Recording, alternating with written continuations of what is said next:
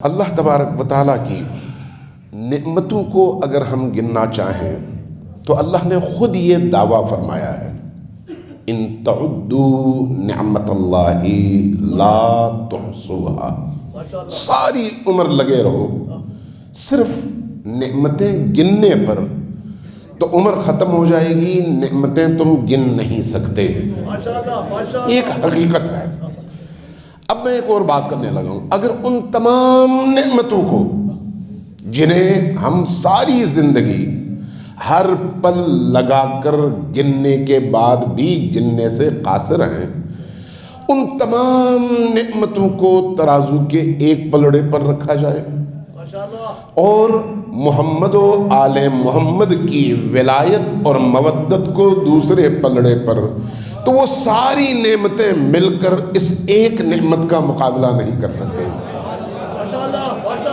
اس لیے کہ یہ جو نعمت ہے یہ دنیا کی بھی نعمت ہے اور آخرت کی بھی نعمت ہے، بدن کی نعمت بھی ہے اور روح کی نعمت بھی ہے، فکر کی نعمت بھی ہے اور دل کی نعمت بھی ہے، عظیم نعمت ہے۔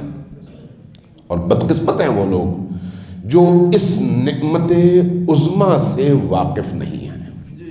یہ جو نعمت ہے یہ نعمت کس لیے ہے؟ تاکہ انسان ان ہستیوں کی معرفت پیدا کر سکے، اس معرفت کے نتیجے میں ان کا قرب حاصل کر سکے، اس قرب کے نتیجے میں زمین سے ناسوت سے اٹھ کر ملکوت کی طرف سفر کر سکے۔ اور جتنی معرفت بڑھتی چلی جائے گی انسان اس ناسوتی عالم کے شکنجوں اور زنجیروں کو توڑتے ہوئے آزاد سے آزاد تر، بلند سے بلند تر اور نورانی سے نورانی تر ہوتا چلا جاتا ہے۔ اس لیے کہا گیا کہ ائمہ اطہار اور اہل البیت کا جب ذکر ہو تو غور سے سنو اور کوشش کرو کہ ہر گزرتے دن کے ساتھ ان کی معرفت تمہارے اندر بڑھتی چلی جائے، چونکہ یہی معرفت ہمیں پرواز عطا کرتی ہے، یہی معرفت ہمیں اڑان عطا کرتی ہے۔ دیکھیے قرآن کریم نے ہمیں اسوہ اور نمونے کے طور پر رسول کریم کی ذات کو نمونۂ عمل بنا کر پیش کیا ہے۔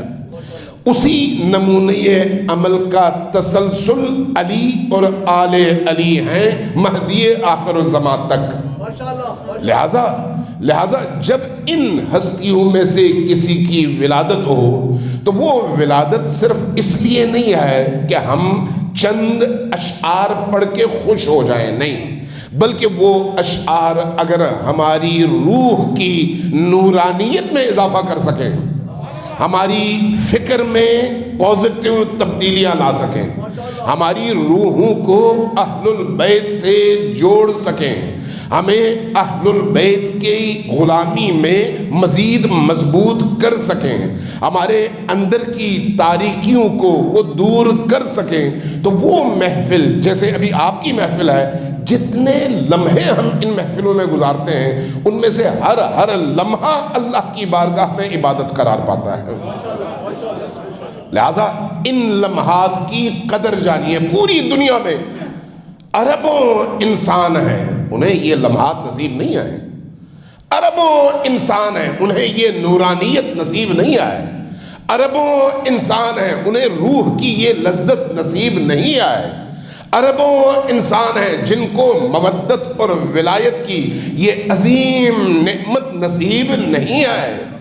اللہ نے آپ کو اور ہمیں یہ نعمت عطا کیا ہے، اور حقیقت یہی ہے کہ اگر یہ نعمت ہے تو باقی ساری چیزیں قبول ہیں، اور اگر یہ نہیں ہے تو کچھ بھی قبول نہیں ہے۔